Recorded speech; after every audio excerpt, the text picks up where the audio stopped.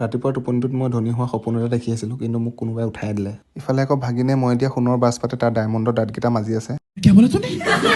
আৰু আনফালে আকৌ টিফিন বনোৱাত আমিবোৰ লাগি গ'লোঁ। টিফিন এটা, কিন্তু মানুহ 4টা। যিহেতু মাক আছেগৈ এইকেইদিন হস্পিটেলত, আৰু এইবিলাক কাম মানে এতিয়া আমাৰ মায়ে কৰিব আহিছে, তাকে ময়ো অলপ অসুবিধা কৰি দিলোঁ। আৰু লগে লগে মানে মোক খেদাৰ ডিচিজন লৈ ল'লে, আৰু মোক থ'বলৈ মানে বৰাপানী পালেগৈ। আৰু যিহেতু মই থাকিব নোৱাৰোঁ বেছিদিন, যিহেতু মোৰ কলেজ আৰু ইফালে নাটক এখনৰ কামো চলি আছিলে, আপোনালোকে গম পাইছে। আৰু বৰাপানীৰ ওপৰৰ পৰা দেখা লেকটোৰ নাম হৈছে উমিয়াম, আৰু ইয়াত মোৰ শত্ৰুবিলাকক জুবিয়াম।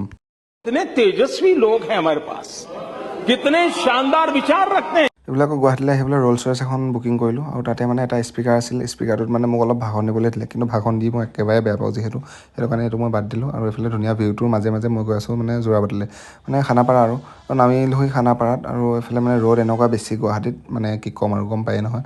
আৰু এইফালে মই ডাইৰেক্ট কলাক্ষেত্ৰ পালোঁহি। অলপ আজি সোনকালে হ'ল মই অহাটো, যিহেতু এইকেইদিন অহা নাই। আৰু এইফালে মোৰ ককা মহাত্মা গান্ধীৰ যঁতৰটো পালোঁ ইয়াতে হেৰাই, আৰু যঁতৰটোৰ লগত অলপ খেলিম বুলি ভাবিলোঁ। सारे मिलके हमको पागल बना।